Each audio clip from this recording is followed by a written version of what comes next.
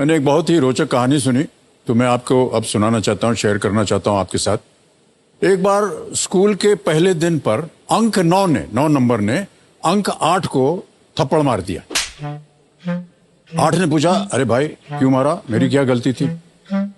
तो 9 ने कहा, मैं बड़ा हूं, थप्पड़ मार सकता हूं। और अंक 9 की ये बात सुनते ही पूरी कक्षा में थप्पड़ों की जो बौछार थी वो शुरू हो गई। 8 ने 7 को मारा, 7 ने 6 को मारा, 6 ने 5 को मारा, और ऐसा करते करते जब 2 ने 1 को थप्पड़ मारा तो शून्य जो था ना, वो बेचारा समझ गया कि पड़ेगी अब, तो वो दुबक के कोने में बैठ गया। शून्य को ऐसा कोने में दुबक बैठा हुआ देख करके एक ने कहा, अरे भैया तू क्यों डर मत, मैं तुझे नहीं मारने वाला हूं।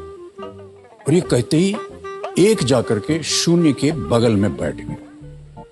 बगल में बैठने का मतलब क्या हुआ कि शून्य था वो हो गया 10, है ना?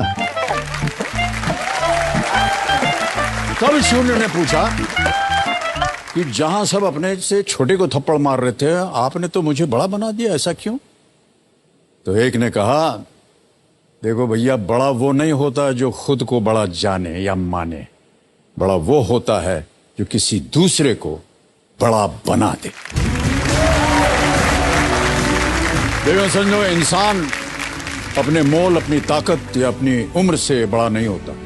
इंसान बड़ा होता है अपनी सोच से, इंसान बड़ा होता है अपने ज्ञान से।